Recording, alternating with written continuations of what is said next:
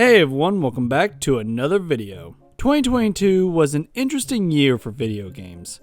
It both felt like a huge year for games, yet at the same time, not a big year for games. I personally spent a lot of time going through my backlog this year, which isn't a complaint, it's just something I noticed. Some of the biggest releases that have come out this year, I either didn't play or they didn't click with me. That said, 2022 was a great year with a surprising amount of sequels that were generally fantastic. I think that actually has something to do with it. The amount of sequels that came out this year was actually pretty surprising. Like most of the big games were sequels of some kind this year. But enough about that. What about the games? Which games were the big standouts to me personally? Let's go ahead and get into my favorite games of 2022. Horizon Forbidden West, to me, is better in almost every aspect compared to Zero Dawn. The character animations have significantly improved. The melee combat is also far better than that of Zero Dawn. It feels like there's actually weight behind your attacks, and the feedback you get when you hit an enemy feels so good. When you go back to the first game and you hit someone with your spear, it just feels like you're hitting like a wall or something. Here, it actually feels like you're hitting a human, which is really nice. You are also able to pull off new moves that give the combat a bit more variety. Fighting humans is actually fun this time around. Some of them have armor you can knock off and they pack a bigger punch. The story as a whole is pretty interesting. I like how you have a small party with you this time around. It really helps flesh out Aloy and the world more. You have these people from different clans and factions with you, which makes the whole journey feel like this one-piece Mod Podge, go out and look for new recruits kind of game, which I kind of love. You get to build up your crew. The reason I put this game at the bottom of the list is because while I enjoyed my time with Forbidden West, to me there is just something missing from the game, and I can't quite figure out what that is. It's weird because I felt the same way with Zero Dawn, and I still can't put my finger on it. While I do enjoy this world and its lore, I don't get the urge to go off the beaten path, other than doing some side quests here and there. But overall, if you are a fan of open world games with a fascinating setting, gorgeous visuals, and robot dinosaurs, then Horizon Forbidden West is just for you. Pokemon Scarlet and Violet are good games with some pretty glaring flaws. But technical issues aside, this is a fun Pokemon game. I'm still trying to process my feelings about this game even months after release. I go into more detail on the game in a different video, but there are lots to love here. The story, especially at the end, was so cool. I love that this Pokemon game can get really dark at times. It's something that I don't expect from Pokemon, but I greatly appreciate it. With Pokemon finally going full open world, I gotta say that they did a pretty decent job with the design. There is definitely room for improvement, but credit where credit is due. The Pokemon designs are some of the most interesting in the series. If this is the template for future Pokemon games, then I can't wait to see what they have in store for the next entry. Grapple Dog was my indie game gem of the year. It feels so good to control this game. Each level has some sort of fun gimmick that adds a nice variety in the level design. Luckily, they don't throw too much at the player at once. Instead, the game does a great job at introducing new gameplay mechanics at just the right pace. The art style is simple, but it fits the tone of the game perfectly. If you want to hear more about this game, feel free to check out my review for it on the channel. Grapple Dog is such a cozy game, and if you like 2D platformers as much as I do, then you will love this game. Yep, we got another Pokemon game. I don't know if this is a controversial opinion, but I think I like Pokemon Legends Arceus a bit more than Scarlet and Violet. They both have their own strengths and weaknesses, but looking back, I appreciate what Legends Arceus was going for, and it was so bold for them to go this route. Pokemon Legends Arceus was a breath of fresh air for the Pokemon series. Not only did it open the world of Pokemon with an interesting setting, taking place in the past of the Sinnoh region, but it also introduced new mechanics that shook up staples of the series that we all came to expect. The biggest thing for me, it's not the open world itself. No. It's the fact that you can throw the Pokeball outside of battles, which sounds like a small feature, but oh boy does it open up a ton of opportunities in gameplay. You can catch Pokemon outside of battles, bring your Pokemon out to hang out, or even send them out to collect resources. In Legends Arceus, Pokemon are used more than just battle. They were used on the environment, and I love that. I wish they would go even further with that concept. On the flip side, some of the new Pokemon introduced were pretty cool, but there weren't a lot of new ones, which was kind of a shame. Because if this game had a bigger roster of new Pokemon, ooh boy, that would have brought this game up a point or two. Don't get me wrong, this game isn't without its issues, but the Pokemon team was actually able to make a game that is very different from previous titles, and it succeeded far better than anyone could have ever imagined. Kirby and the Forgotten Land is one of my favorite Kirby games. As someone who likes Kirby games but doesn't love them, I was surprised at how much I actually enjoyed this game. The change to 3D really helped, as it utilizes Kirby's gameplay expertly. The level design is great, allowing players to explore hidden areas for collectibles. The game isn't really that challenging, but it doesn't need to be. It's fun just flying through these levels as fast as you can, collecting all that you can. The new copy abilities introduced are as imaginative as they are fun. And speaking of the abilities, you can actually upgrade any ability to make it stronger. This was a huge point in its favor for me personally. What a great feature. With great level design and a shift in perspective, Kirby and the Forgotten Land is the Kirby game fans have been waiting for, and it's nice that it's a great game to boot. Mario + Rabbids Sparks of Hope is a fantastic tactical game with some of the best improvements that I have seen in a sequel. There are 5 worlds for you to go through, each filled with side quests and collectibles for you to find. Instead of linear areas like in Kingdom Battle, Sparks of Hope goes for a more open layout, and it's the biggest improvement from the first game in my opinion. It's really fun exploring these wacky worlds and meeting all of these new Rabbid characters with crazy backstories. The combat is a step up from the previous game with a new way to move around the map.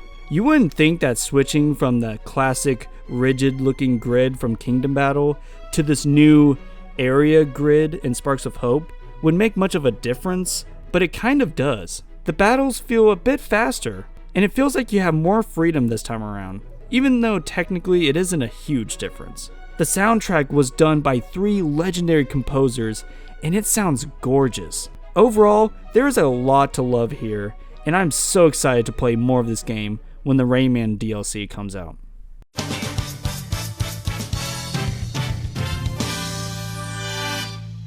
I do want to talk about some honorable mentions that just didn't make the list for a couple of reasons. First up, we have Sonic Frontiers. I beat Sonic Frontiers recently, and gosh, I'm so mixed on the game. On one hand, I think it's a pretty solid foundation for the Sonic series, and I'm excited to see what game will come after Sonic Frontiers and what the game will improve on. On the other hand, this game has some weird, baffling decisions, on top of it being just downright frustrating at times. Most of the cyber levels are passable at best, and the different islands that you explore are just not visually interesting in the slightest. There are moments where this game can shine visually, but gosh, I just wish there's some creative freedom when it comes to some of these islands. Like Sonic himself is pretty cartoony, and then you have these realistic looking backgrounds, and I don't know, they just don't have a lot of character in my eyes. And then you have the open world gameplay, which running around as Sonic is really fun. Roaming around at the speed of sound can be really enjoyable. Combat is a little finicky, but you can have some good times as well. I just wish the combos worked a little bit better and were better implemented. Sometimes I do a combo and I don't mean to actually do that, or I mess up and I accidentally do a different maybe that part's just me, but it just seems a little finicky there. Not to mention some of the enemies are just downright annoying to fight. So yeah, I have a lot of thoughts on Sonic Frontiers.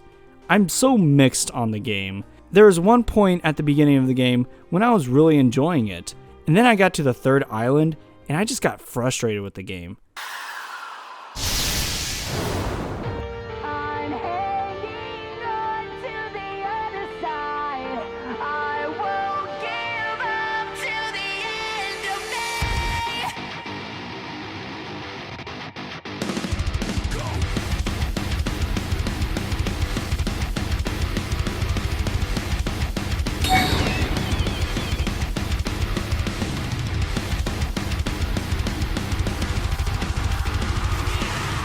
okay, maybe this game is pretty cool. What my next game is one that I haven't beat, and I probably will never beat, and that is Elden Ring. Which I know Elden Ring is going to be on a lot of people's top 10, top 5 games of the year list. But it's unfortunately not on mine for a couple reasons. First, I haven't beaten the game, and I feel bad for putting a game on this list if I didn't beat it, or at least didn't even come close to beating it. I'm still trying to beat the first story boss. But I still wanted to talk about Elden Ring because while the gameplay still hasn't really hooked me, I still enjoy going back every once in a while and just exploring the world. This is some of the most creative enemy designs, level designs I've ever seen. I want to explore more of this region, more of this world. It's so weird. I ended up going down this random elevator I found in a cave, and I went down to the underground part of the world, I guess, and it was just like a whole new dimension I was in. It was crazy. There's so many scenarios where you'll do something or you'll encounter a situation that you've never read about, heard about, and you're just like, okay, so what do I do in this scenario? Like, how did I get here? And you kind of just have to sit there and enjoy the ride. And then I get frustrated with the controls. And obviously Elden Ring is very challenging.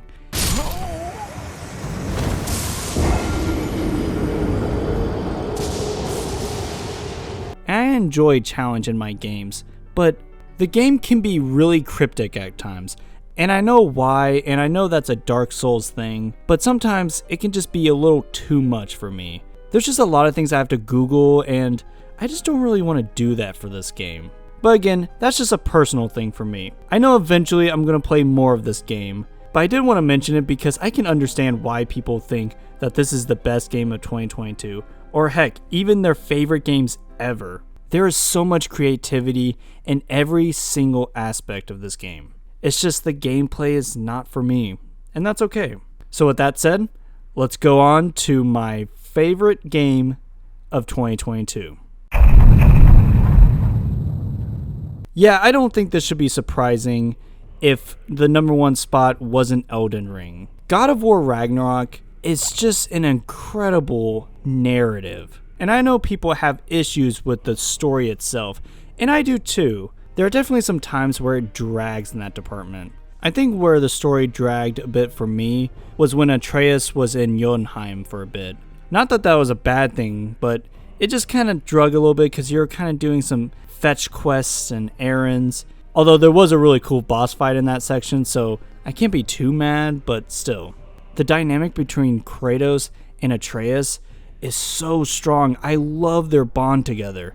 And I love that Kratos continues to grow as a character. He's starting to be more loving as a father. At least he shows more of the love, instead of just grunting here and there. I mean, he still grunts, thankfully. But he really shows, in both action and in words, how much he cares for his son. Not only that, but the new characters introduced are also fantastically done. I think the depiction of Thor and Odin were really well done. Thor being this grumpy, miserable kind of lackey to Odin, while also being super intimidating in certain scenes, is a great fit for the character. It's probably more faithful to the mythology than other depictions of Thor. And Odin being this two-faced son of a gun, oh, you just love to hate him kind of thing. Yeah, super well done with these characters, honestly. Although I will say that the climax did fall a bit short for me. I don't know, it just didn't have that big impact like the first one did. And this is of course being taken place in Ragnarok. You would think that they would go all the way through the roof on this game, and it kind of just, not that it fizzles out, but it just doesn't have that big bombastic climax like you would expect it to have. But that can also be in touch with the game's themes and Kratos' character development, him not wanting to just go around killing every god in his sight. I don't know, the climax just didn't have that oomph that the first one did, and that's not a big issue. The gameplay has improved significantly from the first game, in my opinion. The gameplay introduces new mechanics, new weapons even, which was really nice.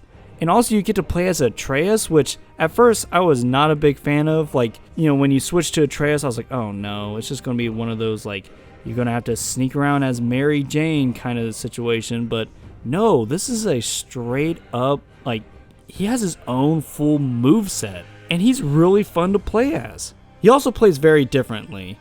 He focuses more on ranged attacks than he does on melee. Not that you can't do any melee attacks, but close quarters is just not his strong suit. The world design is compact while also feeling pretty open at times. It's a nice balance. I also found that the side quests are a bit more interesting this time around. It really helps flesh out the character dynamics between one another. I just love hearing these guys talk to one another. It's just so fun to hear Kratos telling one of his stories in his past, especially his past in Greek mythology. I love those moments. Overall, I just love this game, but it's also one of those games where I have a hard time saying what I love about it because it's just a great game, man. Like, I don't have anything new to add. I don't have any kind of deep thoughts about it. It's just a fun game with a satisfying story and deep, interesting characters throughout. God of War Ragnarok is my favorite game of 2022. But let me know what yours is down below. What is your top favorite games of 2022? And thank you guys so much for watching my videos. I really appreciate it. And if you want to see more video game content like this, go ahead and hit that like button, subscribe to the channel, and I'll see y'all next time. God bless.